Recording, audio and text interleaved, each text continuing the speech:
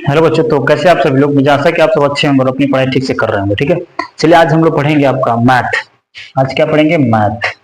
आज हम लोग सीखेंगे मैथ। और मैथ का जो है आपका ये आज कुछ फार्मूले बताए जाएंगे।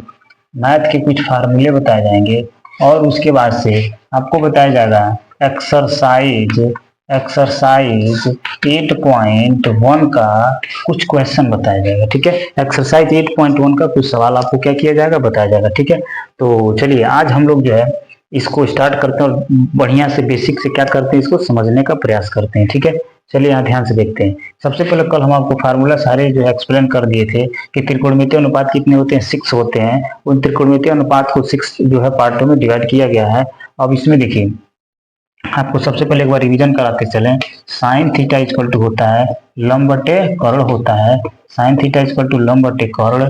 कास थीटा इक्वल टू क्या होता है? आधार बटे कर्ण होता है। कास थीटा इक्वल टू क्या होता है? आधार बटे कर्ण होता है। फिर टेन थीटा इक्वल टू लंब बटे आधार होता है।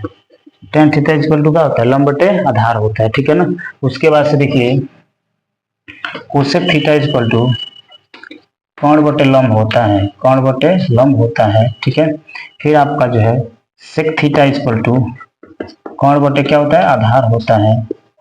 ठीक है, फिर से जो है tan theta equal to cot theta equal to आपका होता है आधार बटे लंब होता है। ठीक है, ये 6 त्रिकोणमितीय अनुपात आपके सामने है और 6 में से हम आपको सब बता दिए थे लगभग, और इसका ट्रिक भी बताया था आपको, लाल बटे कक्ष। ठीक है, इसके माध्यम से आप इसको क्या कर सकते हैं, याद रख सकते हैं। राइट, तो अब चलिए थोड़ा सा हम देखते हैं एक्सरसाइज को। थोड़ा एक्सरसाइज के सवाल को देखते हैं, ध्यान से देखिएगा। एक्सरसाइज का सवाल जो है क्या कह रहा है। एक्सरसाइज जो है 8.1 का पहला सवाल देखिए। सवाल यहाँ लिख रहे हैं, नोट कर रहे हैं, ध्यान से आप सवाल को देखिएगा। और सवाल को देखने के बाद आपके दिमाग में ये क्लिक करना चाहिए कि सवाल होगा कैसे। ठीक है ना। चलिए बहुत आसानी से आसान भाषा में समझाने का प्रयास किया जाएगा। चलिए सवाल देखिए, पहला बोल रहा है, सवाल नंबर पहला, त्रिभुज, ध्यान से देखिए, त्रिभुज ए बी सी में, त्रिभुज ए बी सी में जिसका कोण बी समकोण है। सवाल है जिसका कोण बी क्या है? समकोण है। जिसका कोण बी क्या है? समकोण है। ठीक है ना। आगे कह रहा है ए बी बराबर समकोण है, दिया है ए बी बराबर 24 सेंटीमीटर। कितना दिया है? ए बी बराबर 24 सेंटीमीटर। और बी सी बराबर दिया है आपका 7 सेंटीमीटर। ठीक है, बीसी बराबर क्या दिया? 7 सेंटीमीटर है। तो निम्नलिखित के मान ज्ञात कीजिए। तो निम्नलिखित के मान ज्ञात कीजिए। देखिए यही सवाल है आपका। ठीक है, किसका मान ज्ञात करना है? पहला इसमें देखिए ध्यान से दिया गया है, पहला दिया गया है sign A comma cos A, इसका मान। फिर दूसरा बोला गया है साइन सी कामा कॉस सी। ठीक है ना, इसमें यही आपसे पूछा गया, एक पहला प्रश्न है। ठीक है ना, बहुत ध्यान से समझने का प्रयास करेंगे। ध्यान से समझिए यहाँ पे कैसे कैसे सवाल ये बन रहे हैं। ठीक है, सबसे पहले पढ़िए सवाल, क्वेश्चन को बार बार पढ़ते। देखिए त्रिभुज एबीसी में बना लीजिए, यहाँ किनारे बना रहे हैं त्रिभुज ए बी सी। आप जानते हैं त्रिकोणमिति समकोण त्रिभुज में पढ़ते हैं, जिसमें यह कोण कितना है? 90 अंश। इसमें कहा है त्रिभुज ए बी सी में जिसका कोण बी क्या है? समकोण है। तो यहाँ समकोण लिख लीजिए बी। ठीक है ना, फिगर बस बना कि सवाल हो जाएगा।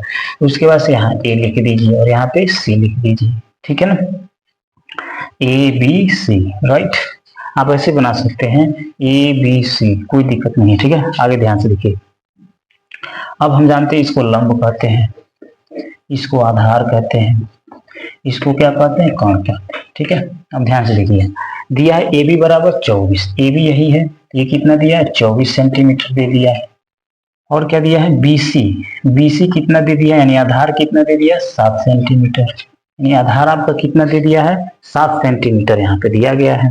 अब देखिए, क्या इसमें कोण का मान दिया है? नहीं दिया है। तो कोण का मान जब नहीं दिया है तो आपको क्या करना पड़ेगा, आप देखिए सबसे पहले एक प्रमेय होता है पाइथागोरस प्रमेय, ध्यान से सुनिएगा। तो कोण का मान निकालने के लिए हम क्या करेंगे, पाइथागोरस प्रमेय से।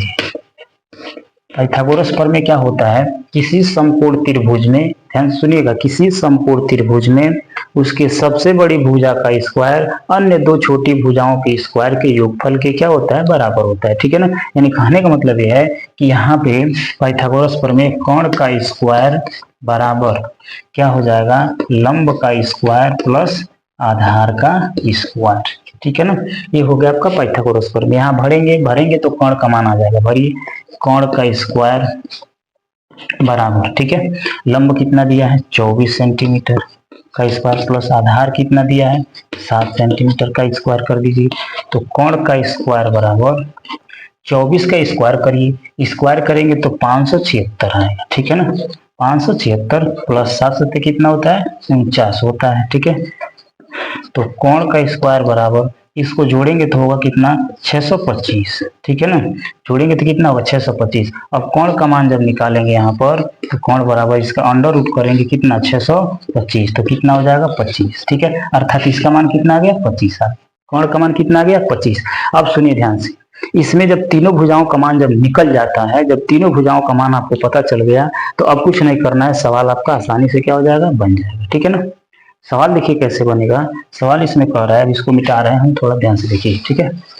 तो सवाल में देखिए क्या कह रहा है, क्वेश्चन कह रहा है कि पहला क्या ज्ञात करने के लिए कह रहा है, साइन ए, कहा है साइन ए और ये कास ए, इसका आपको क्या ज्ञात करना है, मान ज्ञात करना है। तो हल करिए, साइन ए, ध्यान से सुनिए, साइन ए दिया है, मैंने एंगल क्या दिया है ए, तो देखिए इस एंगल को लिया है, समझ में आ रही है बात, ए एंगल लिया है। तो ध्यान रखिएगा, हमेशा ध्यान रखिएगा कि यहाँ मैं लिख दे रहा हूँ नोट में, बहुत इंपॉर्टेंट नोट है कि जो भी कोण कहेगा, यानी कोण के सामने वाली भुजा, कोण के सामने वाली भुजा लंब होती है, क्या होती है, लंब होती है, ठीक है।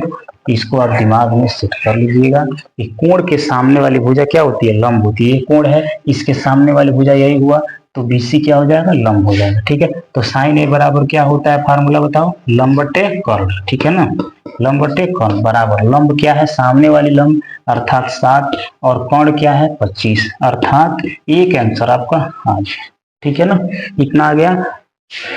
साइन ए का मान आ गया 7/25। अब कह रहा है काश ए बराबर क्या होता है, तो काश ए बराबर होता है आधार बटे कर्ण, ठीक है ना, सूत्र हम जानते हैं, वीडियो में आप पिछले वीडियो में देख सकते हैं, आधार बटे क्या होता है, कर्ण होता है, ठीक है। तो आधार कितना है आपका, अब आधार ये हो जाएगा, ये सामने वाला जो लंब है तो ये क्या हो जाएगा आधार, कर्ण नहीं चेंज होता है, यही दूगो बदलता रहता है, ठीक है।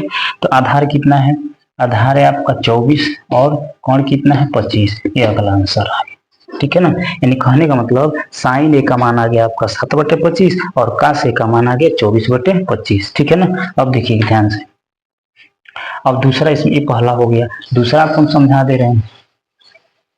दूसरा क्या कह रहा है, इसी में दूसरा दिया है कि आपको ज्ञात करना है दूसरा सेकेंड वाला साइन सी कामा कस सी, ठीक है। अब देखिए सी इसको लिया है तो सामने वाली भुजा लंब, यानी अब ये लंब हो जाएगा, ठीक है ना, सी लिया है ना, तो सामने वाली भुजा लंब, सी के सामने वाली भुजा लंब, सामने वाली भुजा लंब, ठीक है ना, ये यहाँ पे लिखा गया, ध्यान से देखिए इसको।